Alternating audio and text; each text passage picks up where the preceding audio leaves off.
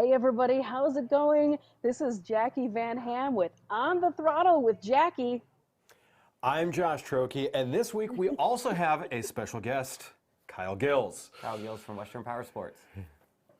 Welcome, Kyle Gills from Western Powersports. Thanks for being our special guest in the studio today. Thanks for jumping in and chatting a little bit of motorcycles and power sports and all sorts of fun stuff today. We've got a super action-packed show coming your way. All sorts of cool stuff going on in motorcycle land, especially because it's that magical time of year, Josh, when everybody is announcing all of their brand new bikes and they're slowly trickling them out here on the interwebs. Some exciting news from the past couple of weeks that I wanted to touch on are going to include Kawasaki goes green, some new model launch. Josh has some awesome news from the folks over at Royal Enfield. We're going to talk a little bit about Supercross, and then I'm going to talk an interesting story, I think, about a motorcycling brand, one of the biggest companies in the world that you have never even heard of. That's right. This is On the Throttle. Welcome, everybody. Josh, what's going on in your neck of the woods? So this is going to be interesting because to me, I mean, just to start things off, is Royal Enfield announced that they're sending 2 of the Himalayans to the South Pole. Now, first off, I mean, I love a good adventure ride. Not that good of an adventure ride. To me, that is one heck of an adventure ride. So, I mean, it is a 39-day trek that's going to go 478 miles. If it takes me 39 days to go 478 miles, you know it's going to be brutal. That being said, with that, they are using 2 Himalayans that they've modified just obviously for durability over the ice and stuff like that. You can see the picture here. There are chains on the back tire. I mean, you just got to do the stuff like that to do it. Other than that, they're pretty much going to be stock off the showroom floor bikes for the most part, other than, like I said, some small changes for the cold weather. To me, I'm really excited to see how this works out. I mean, this is just one of those, it's the adventure ride to beat all adventure rides.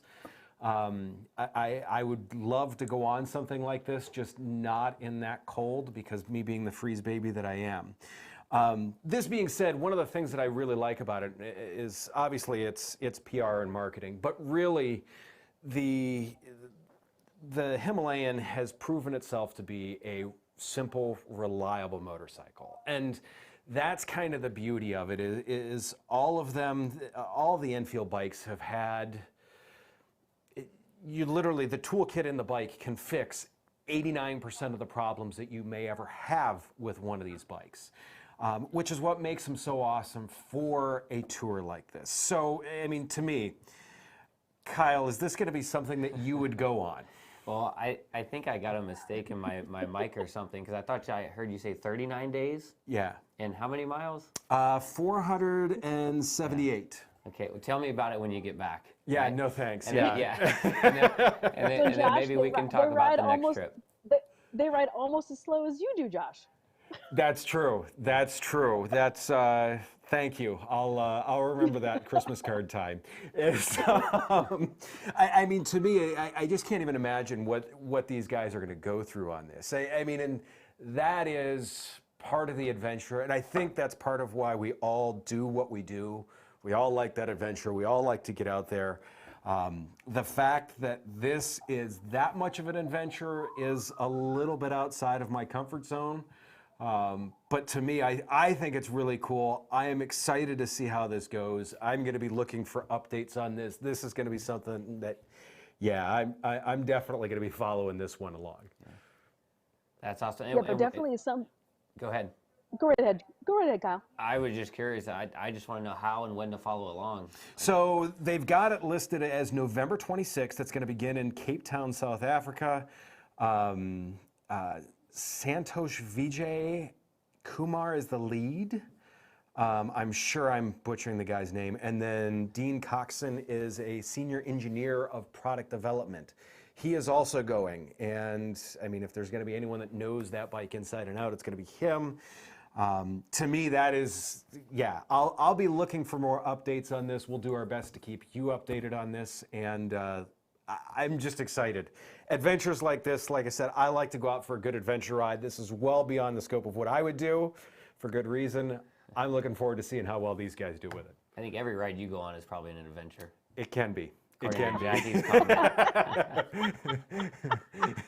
It might be an unintentional adventure, but it's always some type of adventure, I'm pretty sure. Yeah. So going from, you're talking about a very simple, very analog style machine, which has proven itself. It has a huge legacy of being simple to maintain, simple to repair.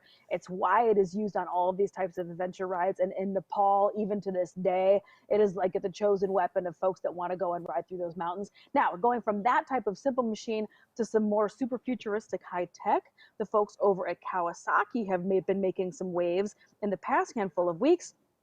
Kawasaki goes electric with ambitious new model plans. All bikes are to be electric or hybrid power in developed markets by 2035.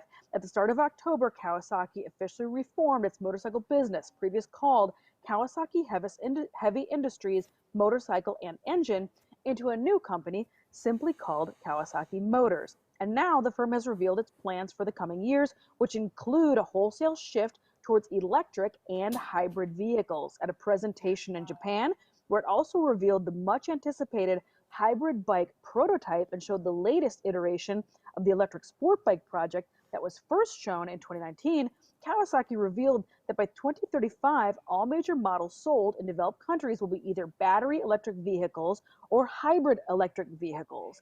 So really interesting. And while 2023 might still seem a long way off, the first step of the process is much closer. The company promises to launch more than 10 electric or hybrid bikes by 2025. The pattern is to be adopted for the firm's four-wheelers, with 5 electric or hybrid production models due by 2025 also. So very exciting news from the folks over at Kawasaki. That, Josh, is a huge, in my mind, that is a big commitment from the folks over at Team Green to place all that big of a chunk of the bikes and four-wheelers that they're going to produce to make them go over to EV. What do you guys think about that? So to me, I love it because I've been on stuff like Zeros and things of that nature, and I love the EV, the instant torque. We all love a manual transmission, but in the same sense, just the fact that you never have to worry about a clutch, you never have to worry about stalling it. It just goes. It's got full torque. It's the acceleration out of stuff like that. Even the lower powered models, still I like to refer to that, has that hand of God acceleration. It's just slap you in the back and go right off the line.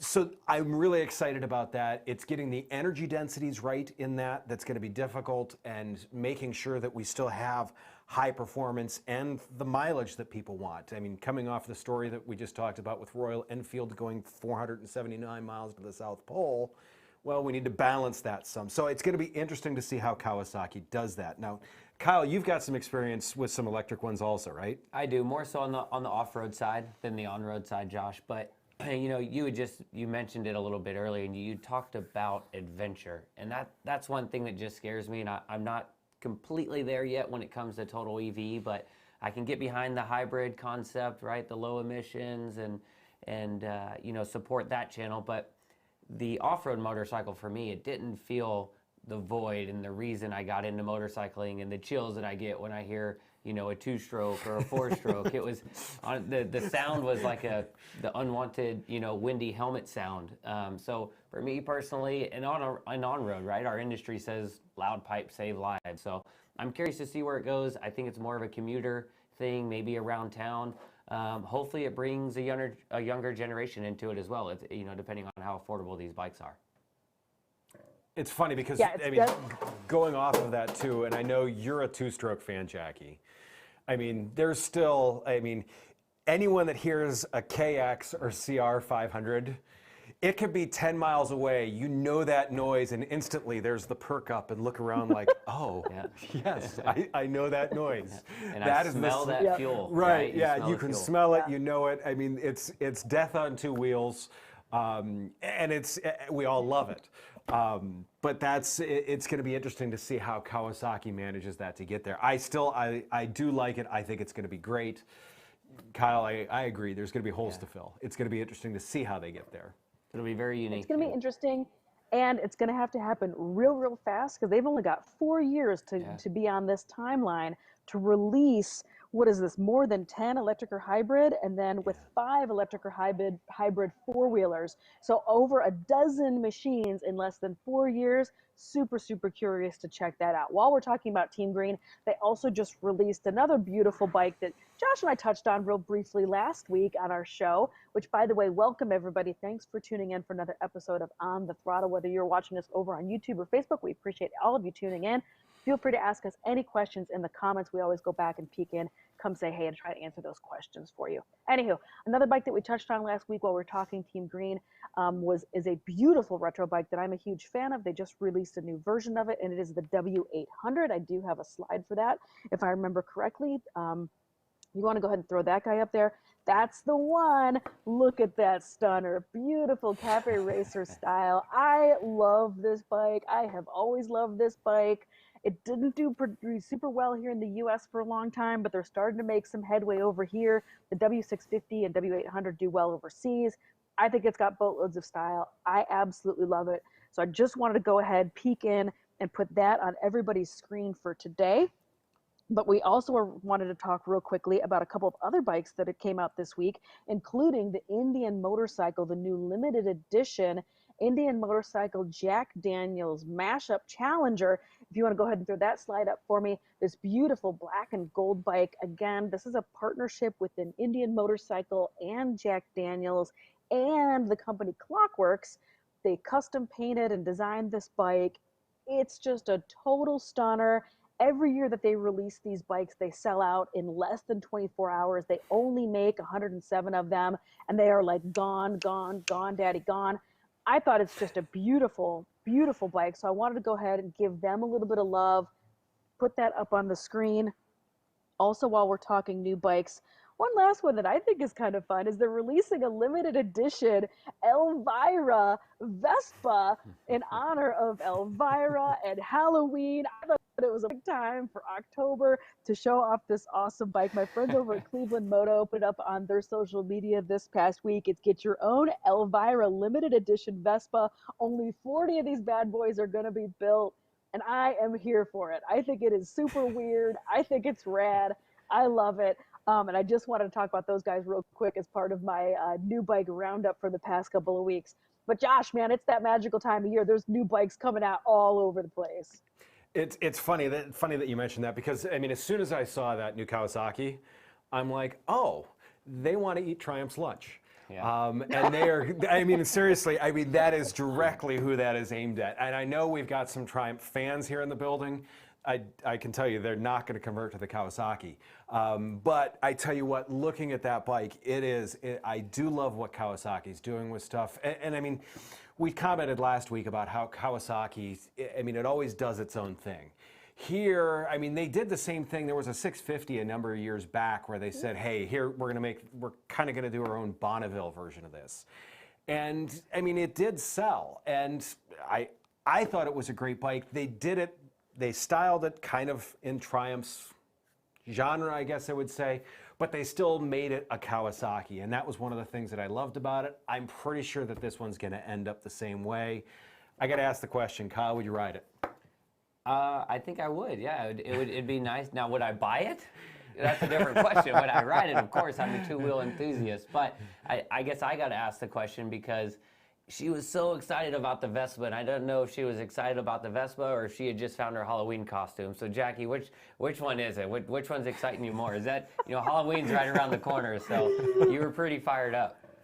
Yeah, I love all of the wheels, but I love really weird stuff and really different stuff, which is also kind of why I like that W800, because you're right, it's got that very kind of classic retro style.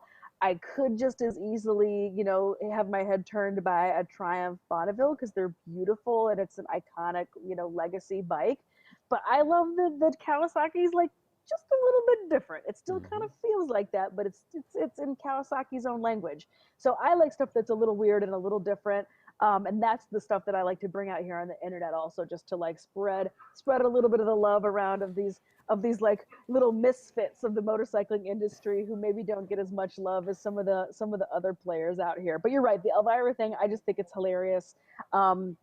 I love all of the wheels. I am not a snotty motorcyclist that does not like scooters. I have got scooters. I have e-bikes.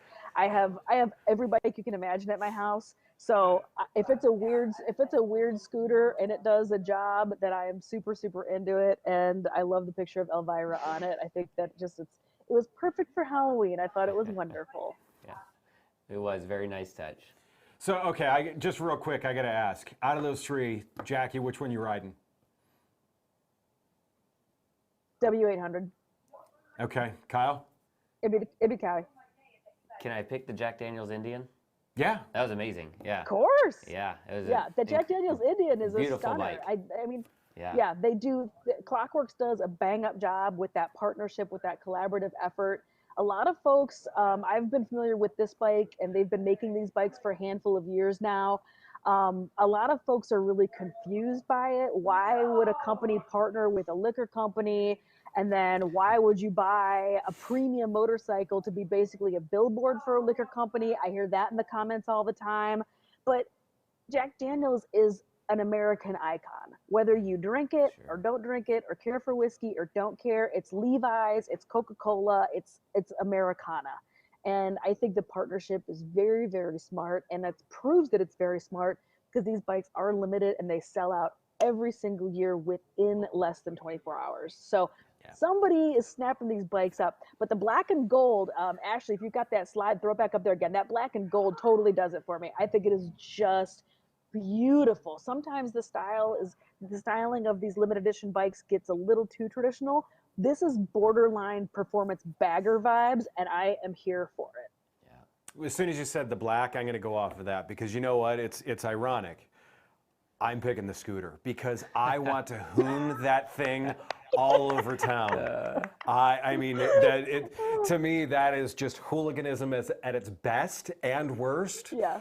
I am taking that thing to downtown Cleveland and hooning that thing and everywhere. probably get you your 470 miles in 39 days. Correct. Right. That's Correct. the right speed that you need to manage.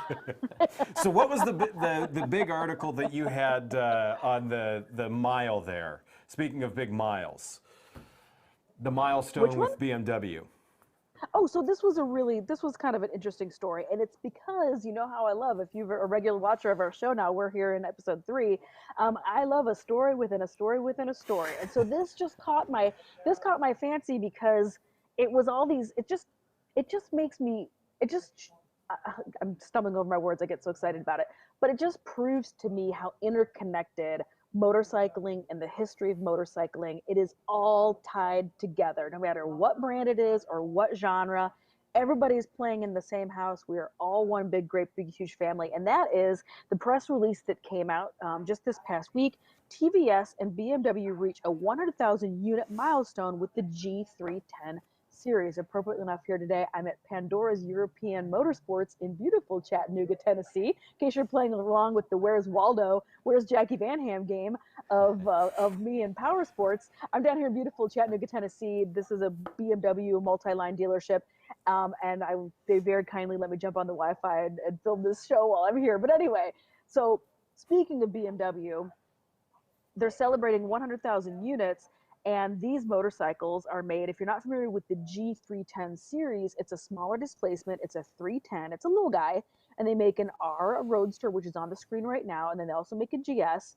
This bike has really, really pushed the envelope for BMW. It has become a really great entry-level, very accessible bike for a lot of people. It is a very reasonable price tag, but the quality is really, really nice. And to be honest, I wasn't that familiar with the background of them until I caught this article. And it's in 2013, BMW forged a partnership with Indian motorcycle manufacturing giant TVS Motor Company. So TVS, also, in case you caught the headline of when I entered the show, the motorcycle company one of the biggest in the world that you've never heard of. That's right, it's TVS based out of India. Looking to gain a foothold in more global markets, the brand unveiled the G310R concept at EICMA in 2015. As part of the agreement, TVS manufactured the G310R and G310GS production models at its facility in India. In 2017, the sub 500cc naked bike and ADV hit the market, rolling out in 120 countries. The affordable yet aspirational G310 series was an instant success for the Bavarians. As a result, the G310R and G310GS recently hit a major milestone, with the factory rolling out the 100,000th unit after just 6 years of production. To celebrate the occasion, TVS Motor Company and the director, India Motorrad, presided over the event. They had this party, all this good stuff. So super interesting, exciting news from the folks at BMW. 100,000 units is absolutely nothing to sneeze at. But what I wanted to bring up also in conjunction with that, because again, it's all connected out here in motorcycling, was a story written by my buddy Paul D'Orlans over at the Vintage Gent, who is talking about Norton motorcycles. That's right, Norton motorcycles. Yet another company out here in the motorcycling space that has had the paddles put on it and jump-started 5, 6, or 7 times now. They are back. They're back again, as the kids say, and they were purchased by TVS last year. So now the BMW G bike is made in the same place or by the same folks that own Norton. They also produce a bunch of other stuff. I think they also bought the intellectual property to BSA. Like they're in everything. And I don't think anybody here stateside has ever heard of TVS. So anyway, the reboot of Norton is proceeding well under new owner Indian brand TVS, one of the largest motorcycle manufacturers in the world, who purchased the brand for 16 million pounds or approximately $20 million in April of 2020. Few Western riders know TVS, as their 2.9 million motorcycles built per year are chiefly for their domestic Indian market, which sees total sales of around 1 million bikes per month. Put in context, TVS is larger than the combined outputs of all American and European motorcycle manufacturers combined. If that blows your mind, remember TVS is only the 4th largest motor manufacturer in India. Reigning king Hero Motors build 9 million bikes per year. So, much like the Jaguar and Land Rover under Tata ownership, we can expect a serious increase in quality control and vastly improved engineering for Norton under TVS. These legacy British brands hold a deep and dear spot for Indian vehicle enthusiasts. Regardless the legacy of colonialism, British brands represent aspirational quality, something which previous Norton owner Stuart Garner sullied with his financial chicanery and poor quality control. TVS calls out the Garner-built Norton Commando as unsafe, and the Financial Times notes Norton's rebirth comes as Stuart Garner, its former owner, is being prosecuted by the pensions regulator in the UK for allegedly illegally investing money in the business from 3 pension schemes for which he was the sole trustee. The Vintage Jet Paul also comments that you'll look good in stripes, Stuart, because it's not looking really, really well for him right now. He is definitely in the doghouse. So TVS expects to start rolling out an improved version of its current Commando in the second half of 2022, and is continuing development of the Norton V4 engine. So super interesting news, right? This TVS company not only is crushing it with the folks at BMW with this G310R, G310GS, but they also are going to put the paddles on Norton again and bring it back to life. And they are already starting production underway right now in the UK. They relocated the British production facility where Stuart Garner had them to another location, still keeping it in England. They are still manufacturing bikes in the UK under the Norton name. But is it going to be a premium type machine because it's in England? Is it going to have better quality control? Is it because it's going to have much deeper pockets, much like when Polaris jump-started Indian motorcycle? Now it's booming because they have this huge parent company, making all of the decisions, making the right things happen for these legacy brands. What do you think, Josh and Kyle? So to me, the first thing that when BMW announced about that G310 series, and they said, hey, this is going to be manufactured in India, you could see BMW owners visibly cringe. They were like, uh-oh, our brand is dead. What I think is amazing about this is the fact that BMW found a way to manufacture a bike that's less expensive, but they maintained BMW quality. When you hit the switches on this bike, it still feels like a BMW. It's not something that you feel is going to fall apart or anything like that. And to me, that is why they've hit that 100,000 mark. It's just BMW stayed true. They just found a less expensive way to do what they've always done. And I think that's great. As far as the Norton thing, I mean, we talked about this last week in terms of the paddles on Heritage manufacturers. I mean, what number is this for Norton? Because we found it's like between 7 and 9 is the magic number of revivals. Yeah. So if this is the right one for Norton, then I mean, I want to see this succeed, because what a legacy name! What a great legacy name! Absolutely. But it's what's always so tough is to see the paddles go on something, and we always get hopeful, and we're like, yes, this is it. That wasn't it. Well, maybe the next time's it. So I'm excited with this one, though, because like you said, there's the financial backing behind it. What are your thoughts, Kyle? Well, those guys know motorcycles, right? Yes. So, and they clearly, Clearly. by the numbers that you just threw out there, they know motorcycles well. So it'll be exciting to see the future. It's interesting. Absolutely, Whenever you see absolutely. something from India, I mean, you see buses and you see like these massive flows of bikes that, I mean, it looks like salmon going upstream. The streets are so crowded with just motorcycles and all of various states of repair and disrepair. So yeah, to me, they obviously know how to do it. They know how to do it right. The 310 has shown that they know how to do quality. So seeing what they're able to put in with this is going to be great to see. Yeah, for sure. I totally agree. So what else is going on in your neck of the woods, Josh? I think you were going to talk to us a little bit about some Supercross. Well, this really fits into Kyle's wheelhouse as the 2022 Supercross schedule has just been released. Yeah. There's a lot of the greatness that there has been over the years. What always makes Supercross so good too is, like, I mean, every year the track changes some. It's not like the road courses where, hey, I mean, you were just at Barber. It did not change from last year much. I mean, and Pretty much paved. Yeah, not on Right, purpose. Not changing Not on too purpose. much. Right, right. I mean, that's if you're the Moto America stuff. Obviously, they needed their water wings a couple of weeks before was the big change that they had with the track. But with Supercross, it always changes. So, I mean, what are some of the ones that you're looking forward to seeing, Kyle? Well, for me, I think looking back at the schedule, the first thing that I noticed is welcome back California, right? Yeah. Like they had no rounds last year, and pretty much the mecca of motocross, right? So they have 5 of the first 6 rounds, which is super exciting. For the 5th round, they go right down the road to Arizona.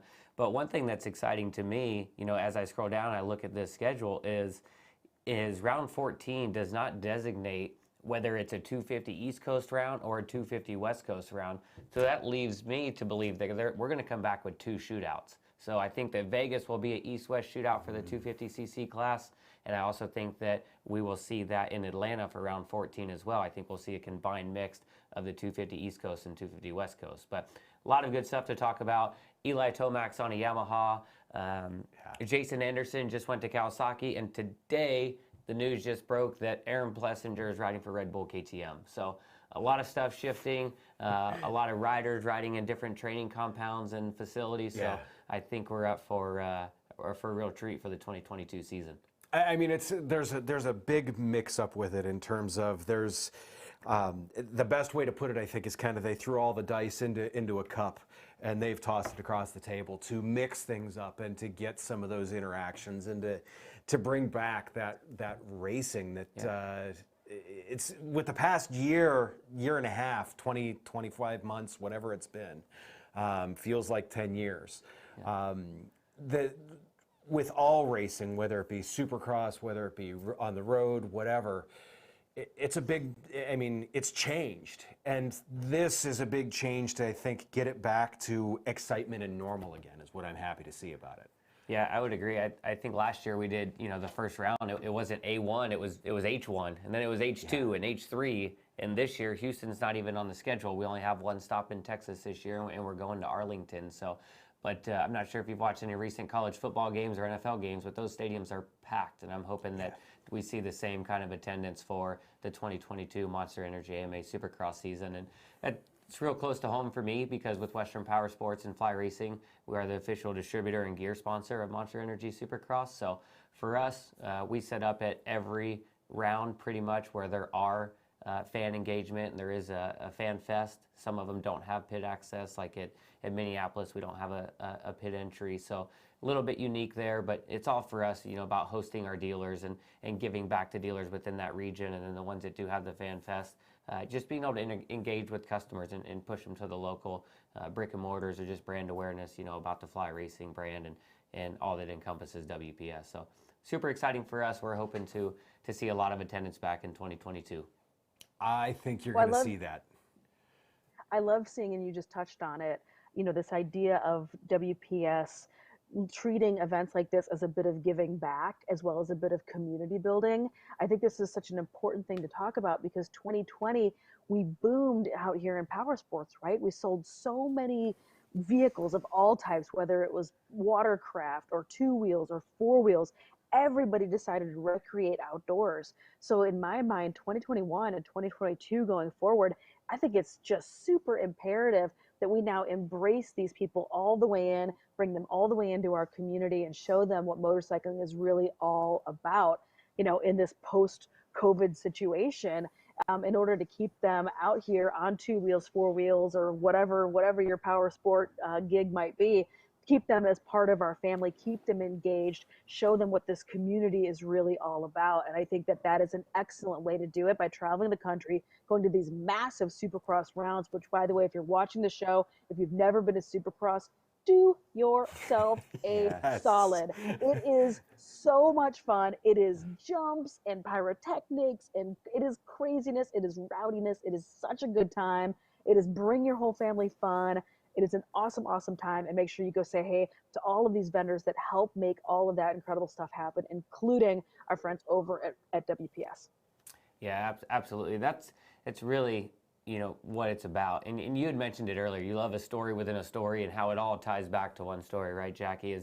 Is our industry is so tight-knit and relationship-based. So that's one thing that we really want to make sure that, that we do from Western Powersports from a dealer standpoint is connect with all of our dealers and give them the opportunity to come experience Supercross maybe in a way that they hadn't before. And we'll treat them from the moment a dealer walks in until the show's over at the end of the day and we're telling them bye, and then really engaging with the consumers during that time. Because you're right, there's this largely installed base of customers in our industry, since the pandemic, and it's our job to help hold on to that and to bring them into the nest, right, and not let them go anywhere, because if so, our industry will be very, very healthy for a long time. And that's why I think that you see brands like Norton and the success with the BMW and the G310 and especially that model, right? It's very price friendly. It gets new people into the industry, and we have to do our part in order to keep them so they don't go anywhere else, right?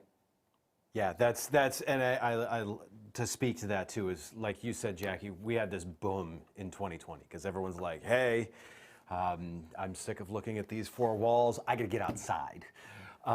So in everyone doing that, there is this boom, and we all are. I mean, we need to foster that love for it that we all have, I guess I would say. A couple of weeks ago, I was on a ride, flat tire. I mean, instantly there's a pile of tools, an inner tube, and everything else in front of me. It's that type of kinship. It's that type of everything that I love about this industry. The openness about it too, as Kyle mentioned, but like with the pits and stuff like that. The fact that there's times during some of the Supercross races, you're down there. I mean, you're walking right past where the entire crew is working underneath the tent. I mean, you are from. I mean, me to the camera away from the people working on the bikes, from the riders, from all this other stuff. When you're in some of these arenas, just the fact of where it's happening, I mean, you're watching guys hit 35, 40 miles an hour about 50 feet in front of you, which is part of that family fun entertainment. It's a little bit of that adrenaline rush, even up in the stands. So yeah, I mean, COVID brought this huge boom to the industry. And for us to be able to help foster those relationships moving forward so we can all ride this wave that much longer, I think is going to be amazing. Yeah. I think the one thing that goes along with that too is, if you look at motorsports, and I grew up racing dirt bikes, and our family was so tight knit, and it's just a huge family environment. So if you do have that flat tire like you're talking about, like everybody jumps in, everybody helps out, right? Because it's family, it's friends, it's the closest ones to you that you want to go out and enjoy these experiences with. And you know, if you go out and buy a $10,000 motorcycle, that's different than going buying an $800 set of golf clubs and going and shooting 130. You know, you're going out and buying, you know, a $10,000 motorcycle. You want to use your investment, and then once you get to going a couple times, you're riding with your buddies, you're improving, you're making, you know, personal gains on the motorcycle. It just becomes an addiction, and like you said, it's adrenaline. It's an antidote that you just want more and more of. So it's super exciting. We're in a really good spot in our industry, and it's been interesting, but it's been a lot of fun. So you said go out and shoot a 130. I did that before, but it was for 9 holes. I literally don't know what either of you guys are talking about right now. You lost me at golf. I was on board, and then I'm like, what? What are you talking about? It's all about wheels over here all the time. Well, no. See, my best part of golf is driving.